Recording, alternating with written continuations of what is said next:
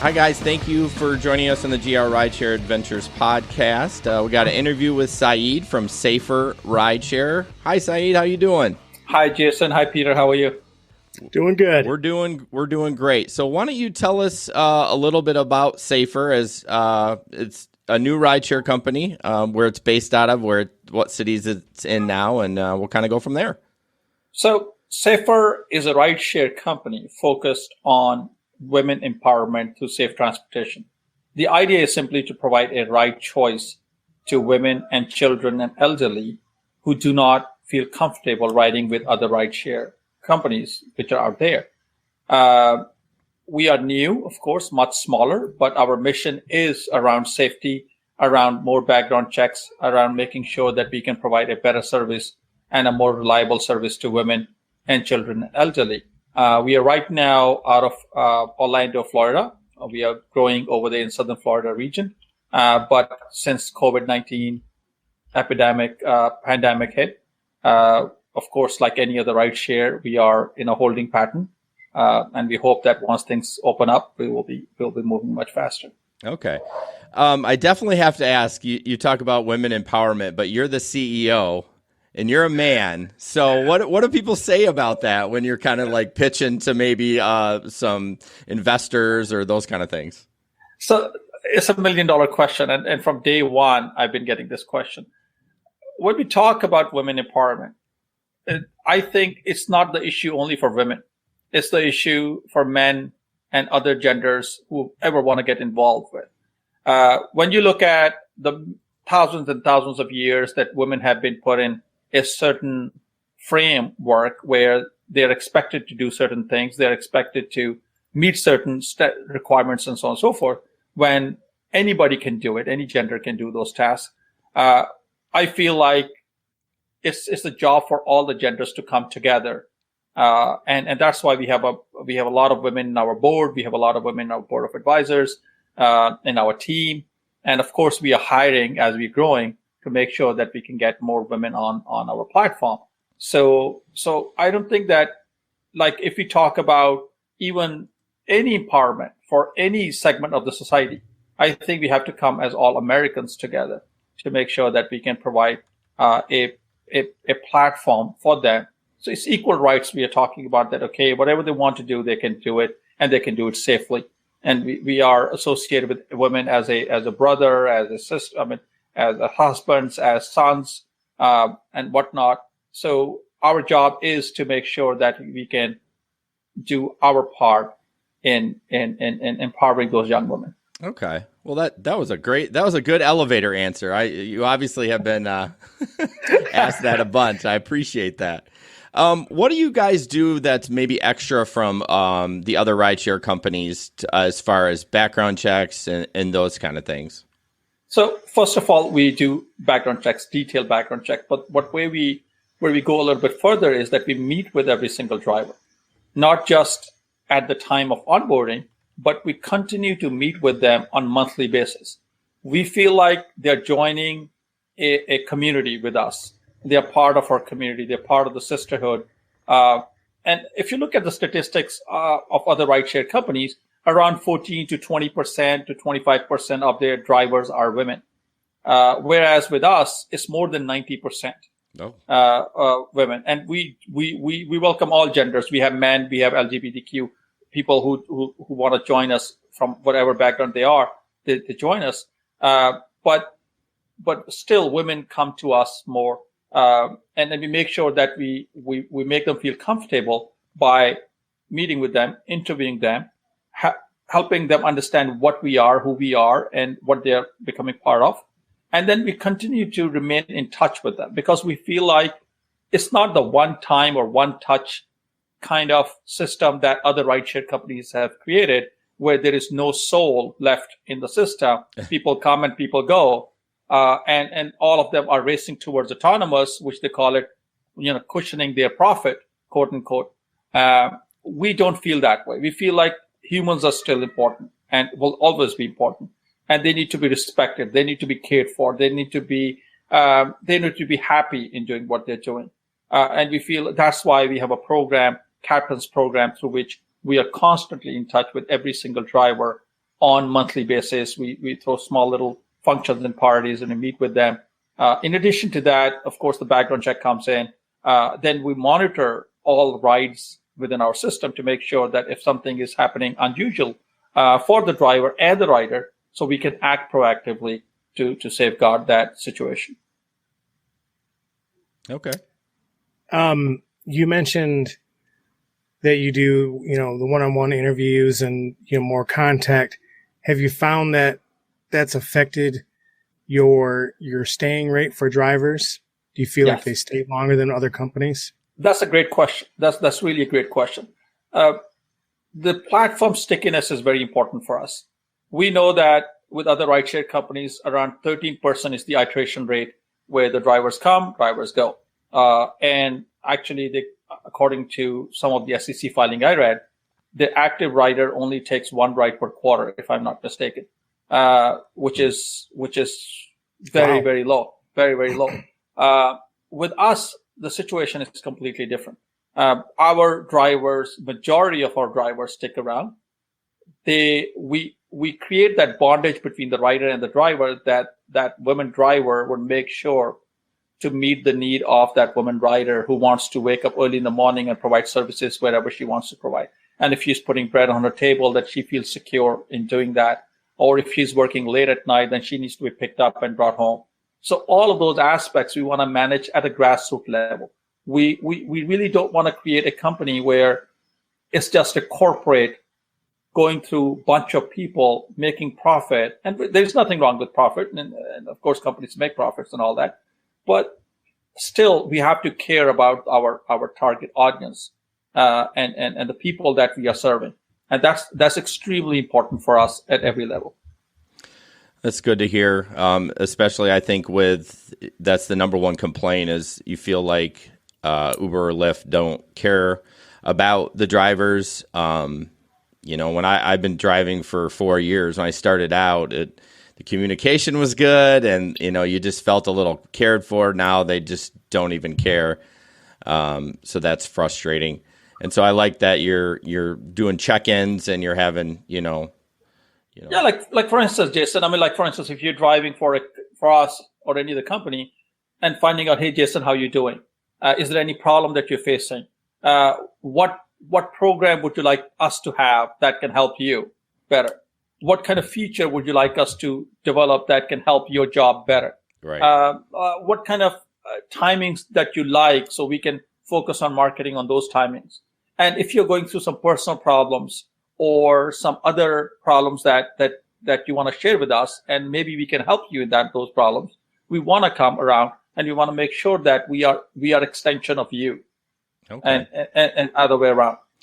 2 questions. 1, are you just in Orlando? And 2, how do your rates compare to the other companies? I know you need to be somewhat competitive, but I always feel that riders are willing to pay a little bit more for not so much better service, but maybe a safer service, or I don't know, just more comfortable with the company itself. So we are only in Orlando right now and growing in South Florida. And Orlando means Orlando and the suburbs, Kissimmee and other areas.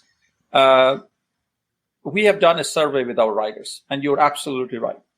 Our riders were willing to pay more than the competition. We don't consider them a competition. We are a different choice.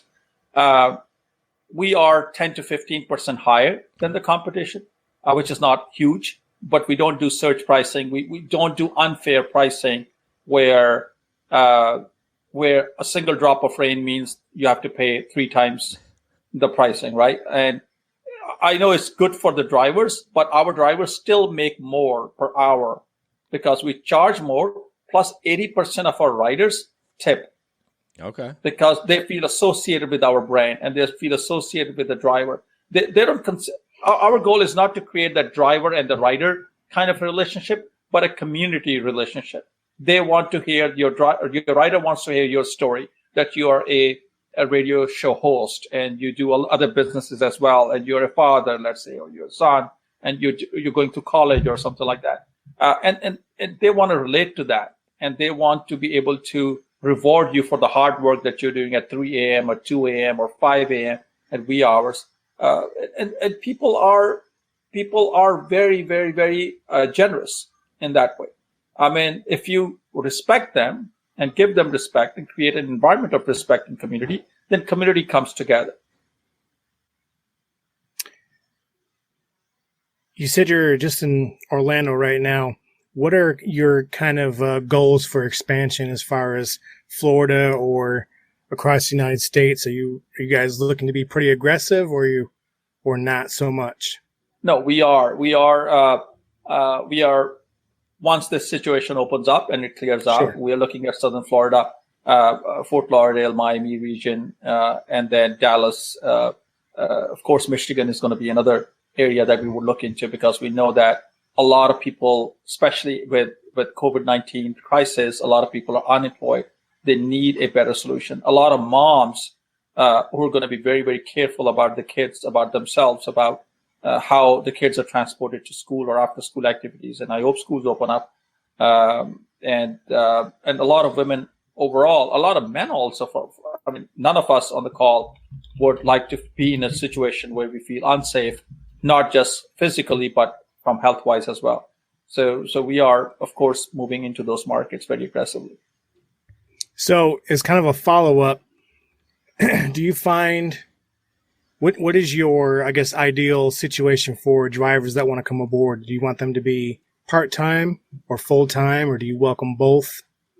Both. We have a captain's program. So the captain's program works in a way like, if you, Peter, would like to be our captain and you become our captain, not only you drive for us, but you help manage other drivers within your zip codes or other zip codes.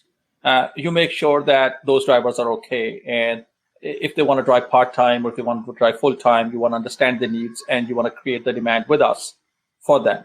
So we don't intend to have 1.5 million drivers or 10 million drivers and unhappy drivers. Mm-hmm. We would rather have less drivers, but happy drivers and happy riders. So our goal of happiness and satisfaction and safety, we want to meet those goals and benchmarks as we move from point A to point B. One of the questions I had is it's kind of a two-part question. One, can you favorite a driver when you pair up with them? And then two, what prevents a guy that's super drunk choosing a woman driver? Where is that? Because I mean, we're all guys, right? We're all dirtbags. Yeah. I mean, yeah. I'm married. I mean, but we all kind of think, Yeah. I mean, not me personally, of course, but what prevents that guy from doing that? That's $1 million question. Thanks for asking, Jason. Number one, we have a feature called gender preference feature. So a woman can only request a woman driver if they want to, and same way men, and so on and so forth. Then we have a color matching feature, so you don't get into a wrong car, if you will. So many of the incidences that happen, unfortunately, people got into wrong vehicle. So we have a color matching feature for that. The third one is we have artificial intelligence-based system called Deborah, and that monitors human behavior within the rides and for the driver and the rider both. We are working on more features, if you will, to make sure that we can provide better intelligence to both rider and driver of each other. As an independent contractor, drivers can choose to ignore any ride request. So I'm sure that as a driver with a rideshare, if you find somebody with not so clean outfit, if you will, or somebody holding a weapon, if you will, God forbid. So you're not going to go ahead and pick that person and say, okay, hey, buddy, come on in my car. You're going to be careful about it and think twice about it. So education is the key in this whole thing. That how can you educate people to do that? We understand that there are going to be men requesting the ride, and if a woman wants to give a ride to a man, that's fine. That's up to her. But we educate our women drivers as well to make sure that if they don't feel comfortable in a situation, like we do sexual assault prevention training for all of our drivers, that what do you do in a specific situation?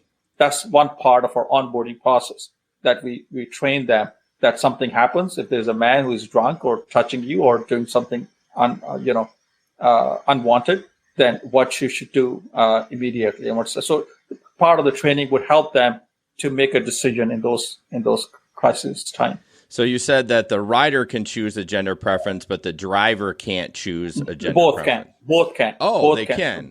Both can. Okay. And then we have another feature called trusted driver feature. So like, for instance, if I've given you a ride and you like me, you will click on my name and I'll become your trusted driver. Okay. So you can make 5 or 6 trusted driver. And then you can say, okay, Syed, why don't you pick me up in the morning, every morning, and take me to my job? So your ride request would come first to me. If I'm not available, then it will go to Peter, if the Peter is the second trusted driver. I love that. And so on and so forth. So this way, now you're trusted. And if you have kids and you're trusting your driver or 2 or 3 drivers with those kids, then you can say, okay, can you pick up my kids and drop them home? And now you're sure that these particular drivers that you trust are doing that, not any random person. Go, Pete, go. I know you have a minor question. Yeah, so I guess that brings up kids. Both Uber and Lyft, which I've done, full time for the last 2 years, are, they say they're pretty strict about, no minors in the car.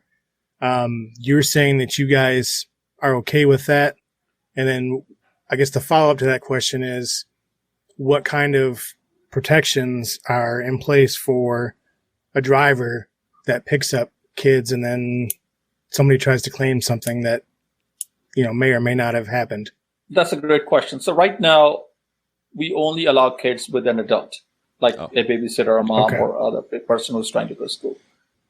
Maybe in the future, we can look into specifically kids market to drop off. But right now, there has to be an adult in the car to do that. Okay. That's good. You kept saying kids, and I was waiting for Pete to jump in because Pete has had so much trouble during the day with freaking kids. And when I say kids, I mean like 14 or 15-year-olds trying to catch a ride. So right. I would just wanted to clarify that. So yep, I appreciate it. Yeah. So this sounds really good. It's really re-energized me for rideshare. I haven't driven in so long because of this COVID thing, and then talking to you, I'm like, wow, they can favorite a driver or a trusted driver. Like you kind of have some features that are missing in the other companies' platforms, and so man, I really hope I appreciate it. I appreciate it. Look, we are creating a company with the feedback from people like you, Jason, Peter, and others. We want to know that we don't do mistakes. We don't want to be the global dominant player that is out there. We want to do right by our brand. We want to do right by our people that we serve. We want to do right by our mission. And that's very, very important to us. So serving less, but serving better is okay with us than serving millions and then having thousands and thousands of complaints every single day. It's not just simply the rider who feel unsafe in certain instances. There are so many cases that drivers, I'm sure you can relate to that, they've been put into a very unsafe situation. And even as men, you would feel like, oh my God, who I have in the backseat. And you're like conscious on the back of your head constantly during that ride. So we don't want that. We don't want that. This is workplace unsafety, if you will, just to create some bug. And I'm sure anybody who's driving for any ride share, they are doing it because they want to meet the ends, right? They want to put bread on the table and they want to pay their bills and all that. So the goal is for us to create a really good, empowering experience for women. So we can give equal opportunities for them. We can give them the choice. So if they want to come with us and they want to ride with us and they want to drive for us, then they can do it without any fear of safety. I think we have 3 more questions for you. Sure. My next one, I guess, are you guys operating right now in the middle of COVID? And if so, are you guys providing masks for the drivers, or what are you guys doing for driver safety? That's a great question. So right now, as a rideshare, we're not operating, of course, because we want to be safe for everybody. However, we have partnered with nonprofit organizations like Mustard Seed in Orlando, other churches, various churches over there who provides food and supplies, sexual assault prevention, organizations. to either supply food or other stuff to wherever they are, wherever they want those things to be delivered at no cost. So we are trying to do our civic duty in this crisis to make sure that we can do right by our community by providing those delivery services at no cost to our target audience. So you say at no cost. Are the drivers still getting paid then, or are they Yes. volunteering their time? No, Okay. no. We're paying the drivers, and we are taking the cost for delivering the products. That's great. That is great to hear. So what do you think your biggest challenge is for growing? I always wonder, well, I think it's a little different for you guys because you have a mentor program and the captain or whatever you call it. But like for Uber and Lyft to go into a city, I guess I don't understand what's the big holdup. Like just let them do it. Like there's not actually any physical things that go in the city. I know there's probably rules and regulations and those kind of things, but what is preventing you from just like, adding 10 cities in the next year? Nothing. We are in the midst of raising funds, of course, because opening a city means you have to do advertising and marketing and all Right. that part. Onboarding the drivers. We are onboarding the drivers. We are building the teams. So with the help of this podcast, I would encourage anyone who wants to join us and who wants to come on board and help open us market. We welcome them. So yes, the goal is that as we are raising funds and closing our rounds, we want to open more and more cities in the U.S. We're getting significant demand from almost every city, from Michigan also, from Detroit as well. We got demands from Alaska, from North Dakota, from Seattle, from Dallas. Dallas, we have a huge market. LA, San Francisco. I can name almost every single town in this country. There are women who are approaching us either through Facebook or through our website and asking us when are we coming. Okay. So yeah, that's in the mix. We are hoping that the economy and the industry opens up soon, so we can become part of efficient community as it grows. So, kind of piggybacking off that one, you were saying onboarding drivers. Kind of describe what the typical process is for a driver who's joining your company. So it starts with downloading the app, registering with the app or through the website. But you get a call from us. And us means either from our office or from our captain. And the captain meets with you, sets up a time to meet with you for 1 hour to go over some of the safety stuff, to understand why you want to join us, to interview you in person. The sanity check in person, human sanity check, we want to do that. We don't want to have those incidences where people wanted for war crimes in Africa are driving for a rideshare in the U.S. for 4 years and then find, by the way, that person was wanted. We don't want that situation. So we meet with them. And then we do detailed background checks. And once everything comes aboard, we also do training, sexual assault prevention training, and we get them on the road. Now, every third week or fourth week, we send them a message to meet with them. And we throw small little get-togethers, pizza parties, where they can come and bring anybody they want to bring. And we talk about their families. We talk about our families. And that's how we want to make it. Otherwise, it's going to create a very corporate environment, which simply churns driver in and out, hoping that one day with autonomous, there won't be any driver needed. Yeah. I don't know about Jason, but you kind of had me at pizza party. So Pete and I are really round in the center. I'm hungry too. One quick little follow up, and then we'll wrap it up. What is going to prevent you from not becoming corporate? So if you add 10 cities, then you're going to have to. You're going to need to be, as you being the CEO, you're going to have a ton of people under you. I just always worry, like, I'm sure Uber started out small too. Well, maybe not. He had a lot of money behind him, but you just think of a smaller company, like even like a pizza, like Papa John's. You start out small, and then all of a sudden it just explodes, and then you kind of lose touch with your employees and your customers. So that's always the risk. That's always the risk that any company. Google started with, we're going to change something and look at Google. Every company is there. I've been saying that our goal is not global domination. We don't want to become 150 countries company.